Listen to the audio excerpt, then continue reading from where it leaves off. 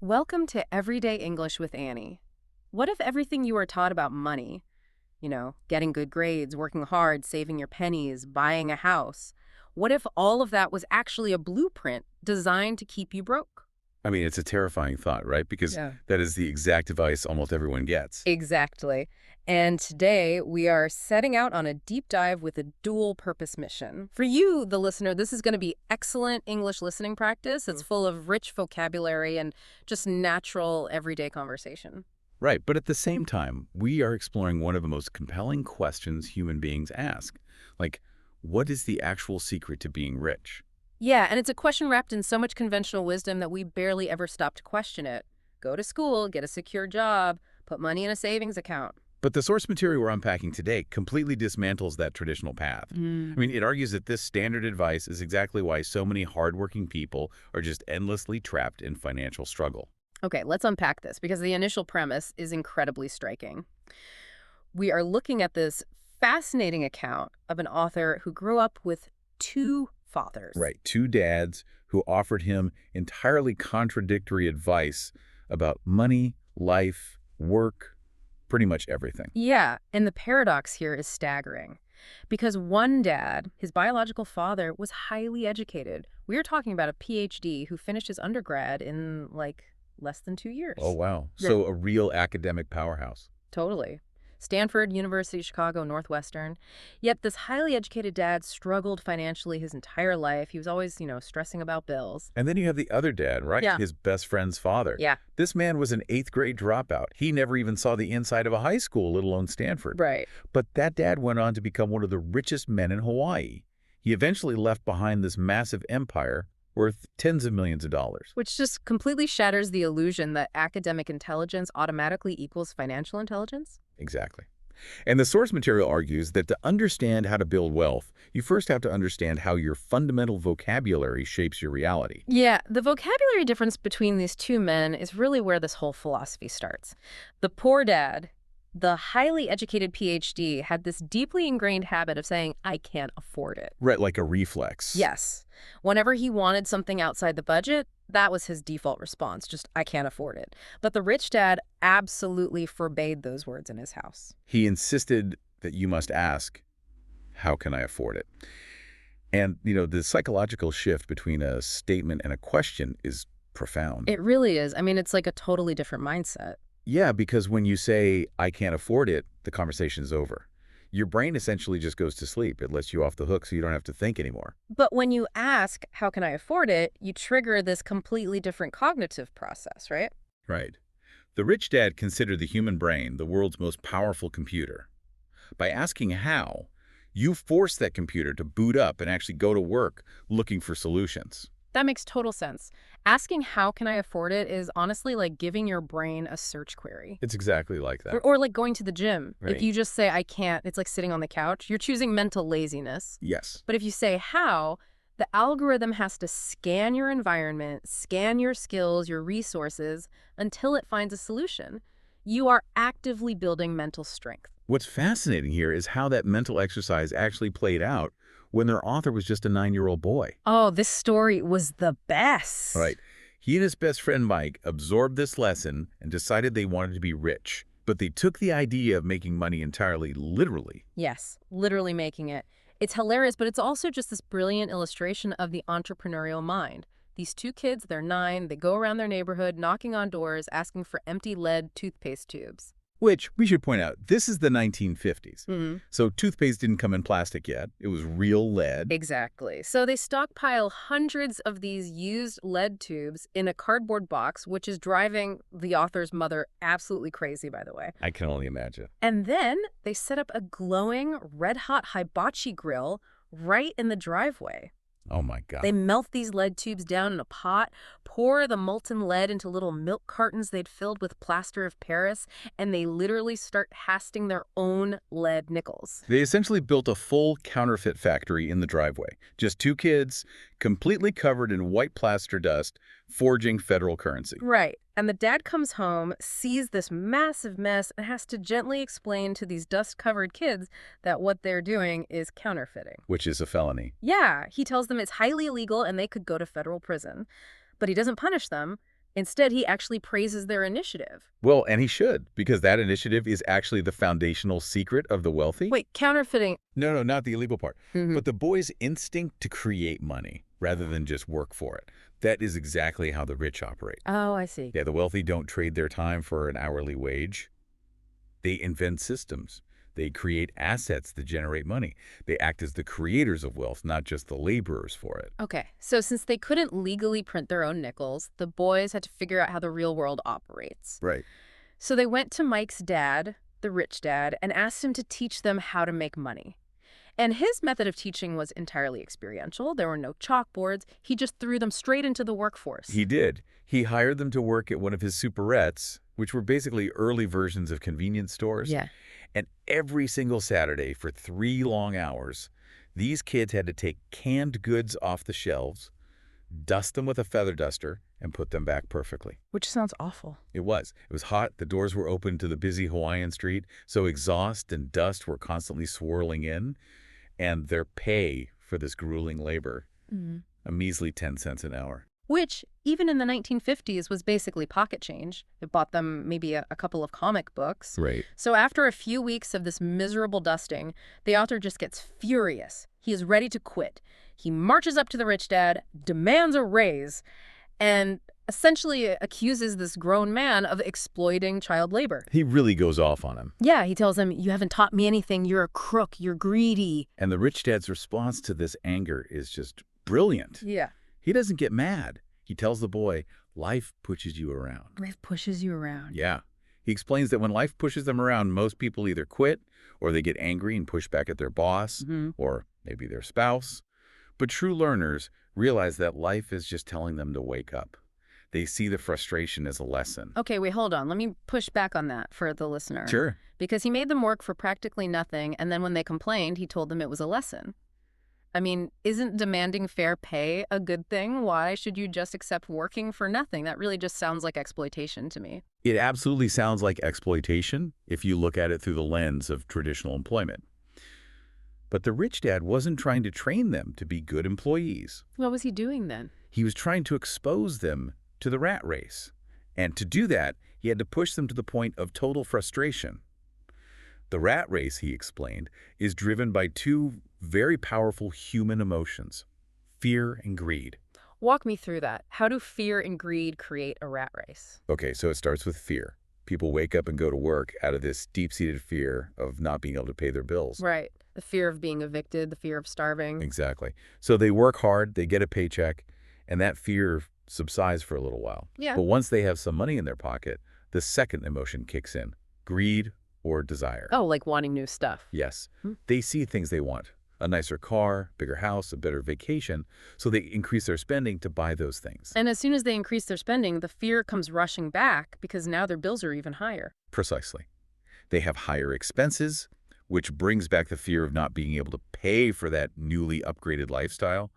So they work even harder. They beg for a raise. They get a second job. It's just a continuous cycle. It is. The source uses this perfect analogy of a donkey pulling a cart, chasing an illusionary carrot tied to a stick held by the owner. So the donkey is working itself to the bone, staring at this carrot, thinking if it just pulls a little harder, it will finally get to eat. Right. But the carrot is attached to the cart. It just keeps moving forward. Tomorrow, there will just be another carrot. Yes. Working for a paycheck, demanding a raise, jumping to a new job for slightly more money. Yeah. It's all just chasing the carrot. The rich dad made them work for 10 cents an hour so they could feel the futility of that chase. Wow. And then, to really cement the lesson, he took away their 10-cent pay completely. He made them work for absolutely free. That's harsh. It is, but he wanted to break their addiction to the carrot.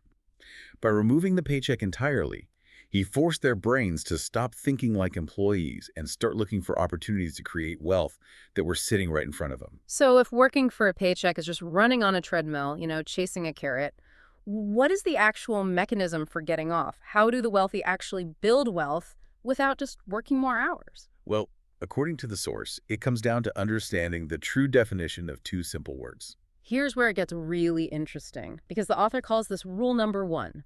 In fact, he says it is the only rule you need to know. Right. You must know the difference between an asset and a liability, and you must spend your life buying assets. That sounds almost insultingly simple. Just buy assets. Yeah. But the way they define these terms is what makes it so powerful. Yeah, because in standard accounting, things get very complicated. But the rich dad's definition is just this. An asset puts money in your pocket. A liability takes money out of your pocket. That's the whole rule. It is brilliantly simple, yet it's exactly where almost everyone gets trapped. Definitely. Because the middle class has a devastating habit of buying liabilities that they mistakenly think are assets. Okay, let's look at the classic example. A primary residence, your house. People are always told their house is their biggest asset. It's the American dream, right? Right. But let's apply the rich dad's definition. Let's say you buy a house for $400,000. You feel like you are $400,000 richer. But does that house put money in your pocket every month or take money out? It ruthlessly takes money out. I mean, you have the monthly mortgage payment, you have property taxes, which literally never go away. Sure. You have homeowner's insurance, maintenance, a new roof, a broken water heater. Every single month, that house is eating up your income. Now, obviously the course isn't saying you shouldn't buy a house. We all need a place to live. Of course. But you must be financially literate enough to recognize that a primary residence is technically a liability. It is draining your cash, not generating it. And the source material uses these visual diagrams to explain this cash flow. And they are so simple, it's mind-blowing. Imagine two boxes. A top box called the income statement, tracking income and expenses, and a bottom box called the balance sheet, tracking assets and liabilities. Right. For a poor person, money comes into the income box from a job and goes straight out through the expense column. Rent, food, taxes, gone. Yeah. For the middle class, money comes in from a job, goes down into the liability box, like that mortgage or a new car loan, and then flows out as an expense. But for the rich, the cash flow pattern is entirely inverted. The rich buy assets. So in their diagram, money is generated down in the asset box from things like rental real estate, dividend-paying stocks, intellectual property, businesses, and that money flows up into the income box. The assets are producing the income. Their physical labor isn't even required to generate that cash. Exactly. So if the mechanism is that straightforward, just acquire things that put money in your pocket, why isn't everyone wealthy? Why do so many smart people struggle? It really comes down to a profound lack of financial literacy. The author argues that our entire educational system is designed to teach us how to be good employees, but it teaches us absolutely nothing about money itself. Nothing. Right. People try to build wealth without a foundation. The analogy the author uses is that people try to build the Empire State Building on a 6-inch concrete slab. Well, if you build a skyscraper on a 6-inch slab of concrete, it is going to collapse the second the wind blows. Exactly. You have to dig a deep hole and pour a massive, solid foundation of financial literacy first. Without that foundation, you see highly educated professionals, doctors, lawyers, accountants making massive salaries, hundreds of thousands of dollars a year, but they are still struggling financially. Why? Because the more money they make, the more expensive liabilities they buy. Yes, a bigger house, a luxury car, a boat. They are building a massive tower of expenses on a fragile foundation, and they end up just as trapped in the rat race as the person making minimum wage. Wow. So if you want to pour that solid foundation and actually escape the rat race, you have to shift your entire worldview. You have to realize that your day job is not actually your business. Right. When you go to the office, you are working for someone else's business. You are building their asset column. There is a fantastic story in the text about Ray Kroc, the man who built McDonald's into a global empire. He was speaking to an MBA class at the University of Texas, and he asked the students, "What business am I in?" And naturally, all the graduate students laugh and say, well, you're in the hamburger business, obviously. Right, but Ray Kroc corrects them. He says, "No, my business is real estate." He knew that the hamburgers were just the vehicle to pay for the land under the restaurants. His true focus, his actual business, was accumulating those high-value real estate assets at major intersections all over the world. The business of selling burgers just funded the acquisition of assets. And that is the ultimate essence of minding your own business. The source isn't telling you to quit your job. Keep your day job. Be a fantastic employee. But your business is your asset column. Right. Every time you get $1, you put it into that asset column, and it becomes your employee. It works for you 24 hours a day, it never asks for a vacation, and it never calls in sick. And to manage those employees effectively, the source outlines 4 pillars of financial IQ that you have to develop. First is Accounting, the ability to read numbers and understand those cash flow statements. Okay. Second is investing, the science of money making money. Third is understanding markets, grasping the science of supply and demand. And fourth, and perhaps most importantly, is the law. Ah, the law. When we talk about the law in this context, we are really talking about the ultimate legal secret of the rich, which is corporations. Yes. When most people hear the word corporation, they picture, a massive glass skyscraper with thousands of employees. Right. But the rich use corporations simply as legal wrappers. It's literally just a folder with some legal documents sitting in an attorney's office. They use these wrappers to protect their wealth and fundamentally change how they are taxed. The mechanism here is what really separates the middle class from the wealthy. Let's break that mechanism down because it's crucial for you, the listener, to understand. Normally, when you earn $1 as an employee, the government takes their cut immediately. Immediately. You earn $1, the government takes 30 cents in taxes right off the top, and you have to try and survive on the 70 cents that's left over. You earn, you are taxed, and then you spend. But a corporate structure acts as a legal shield that flips that order completely. A corporation earns money, and then it is legally allowed to spend everything it possibly can on business expenses before it gets taxed. Before taxes. Right. So the corporation earns $1, buys the laptop you need, pays for the travel, pays for the vehicle, and the government only gets a percentage of whatever pennies are left over at the very bottom. The book talks about how, through a corporation, vacations suddenly become board meetings in Hawaii. Car payments and health club memberships become company expenses, all paid with pre-tax dollars. Yeah, it's wild. It sounds incredible, but let me ask a clarifying question for the listener.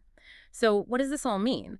Should everyone just march into their boss's office tomorrow, quit their jobs, and set up a corporation? If we connect this to the bigger picture, no, definitely do not just quit your job blindly. The point isn't to be reckless or, to commit tax fraud. Right, please don't do that. The point is to understand that the rules of the game are fundamentally different for the financially literate. It is about playing the game with the same protective armor that the wealthy use. The author notes that the biggest bully in the world isn't your boss, it's the taxman. The taxman will always take more if you let him. Always. Utilizing the law through corporate structures is how you legally prevent that bully from taking more than their fair share of your hard-earned money. It's about keeping the power for yourself. But here's the catch.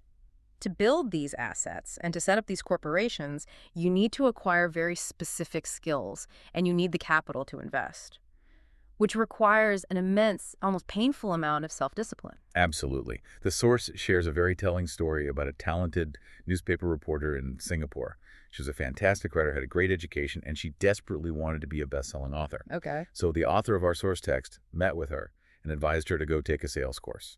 And she was deeply offended. She's a highly trained professional writer. The idea of becoming a salesperson was repulsive to her. She thought it was beneath her.